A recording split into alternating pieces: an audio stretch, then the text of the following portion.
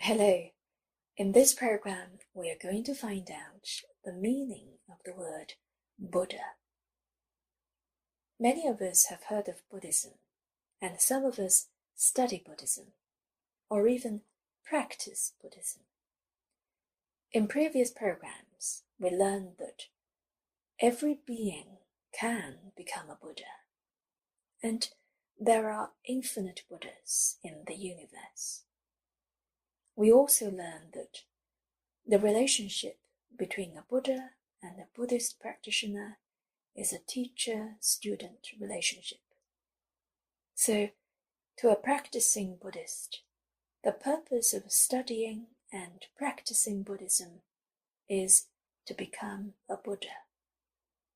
Just like a student strives to become as good as their teachers. But what does Buddha mean? Before reading aloud a Buddhist sutra, say the Infinite Life Sutra, 无量寿经, a Buddhist practitioner would normally read aloud the verse, taking refuge in the Triple Jewels, 三皈依, or literally translated as returning to and relying on the Triple Jewels. The Triple Jewels refer to the Buddha, the Dharma, and the Sangha. Dharma spells D-H-A-R-M-A, and Sangha spells S-A-N-G-H-A. Here, we need to get one thing straight. In the context of this verse, the Buddha, the Dharma, and the Sangha are not something specific, but representations of something abstract, something inside us. The Buddha represents enlightenment, 觉. The Dharma represents correctness, 正. And the Sangha represents purity, 净. So, the Triple Jewels actually refer to enlightenment, correctness, and purity. 觉, 正, 净.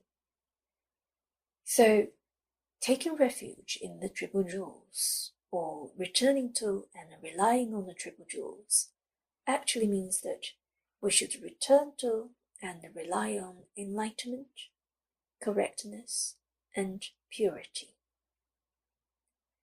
Speaking of enlightenment, some of us might ask, so what's a fully enlightened person like? Well, let's look at a few aspects. A fully enlightened person never does things for themselves.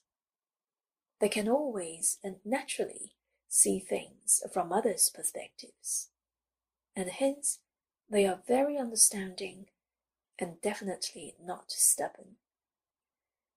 They don't have any likes or dislikes. They love all beings unconditionally. From the depths of their heart, they genuinely love those who are nice to them and also those who hurt them. Because they know that they and all beings are one, and that they and all beings share the same self-nature, which is intrinsically good and pure. What they see is not the differences, but the most important sameness, the intrinsically good and pure self-nature that we all have. Loving all beings without differentiation is actually to love oneself. Their state of mind remains unaffected by their physical, mental environments. They have let go of all desires, they have let go of all emotions, and therefore their state of mind is always stable. They never get angry, not in the slightest. no matter what happens, they always remain tranquil. These are just a few examples of what a fully enlightened person is like. Of course, there are many more aspects to it. But now, let's return to the verse we were talking about earlier. Taking refuge in the triple jewels, or returning to and relying on the triple jewels. The first line of the verse goes, 皈依佛两足尊. By returning to and relying on the Buddha, I gain the two perfections, and therefore I am honorable.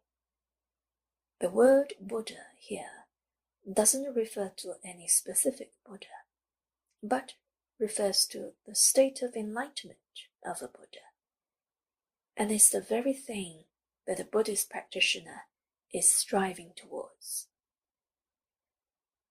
The second half of the line says, I gain the two perfections. So, what does the two perfections refer to? It refers to be perfect in two things, and they are wisdom and good fortune. A Buddha is someone who has perfect wisdom and perfect good fortune.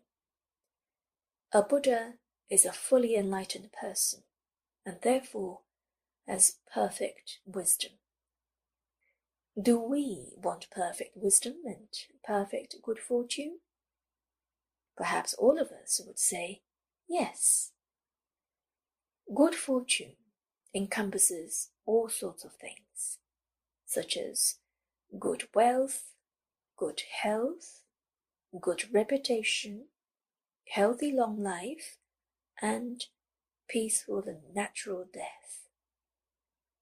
One thing we must know is that both perfect wisdom and perfect good fortune can only be found from within. We cannot find them from without. They are something inside us, inside all of us, inside all beings. In the Infinite Life Sutra, Shakyamuni Buddha taught us to be mindful of Amitabha Buddha's name, A-Mi-To-Fo. We will then ask, why did he teach that? What is it that we are mindful of when we are mindful of Amitabha Buddha's name, A-Mi-To-Fo? Well, the answer is quite straightforward. When we are mindful of Amitabha Buddha's name, we are actually mindful of perfect wisdom and perfect good fortune. When we gain rebirth in the Pure Land, the land of ultimate bliss, the land in which Amitabha Buddha is the teacher and we are the students, we will attain both perfect wisdom and a perfect good fortune upon graduation. So, can we do without the Buddha's teachings? Well, if we say no to the Buddha's teachings, we actually say no to wisdom and good fortune. Without wisdom, we are ignorant. Without good fortune, we are poor and lowly. That's why, when we learn Buddhism, we must first clearly understand the meaning of the word Buddha. Then we'll gradually understand the incredible merit of Amitabha Buddha's name. We may well be mindful of the name A-Mi-To-Fo, but we don't necessarily understand it, so we might have doubts. When our doubts are completely cleared, when we are mindful of Amitabha Buddha's name with sincerity, reverence, determination, confidence, and a pure mind, and at the same time, if we can gradually let go of things in our minds as much as possible. The benefit we get from being mindful of Amitabha Buddha's name will be incredible, such as considerably improved mental and physical health.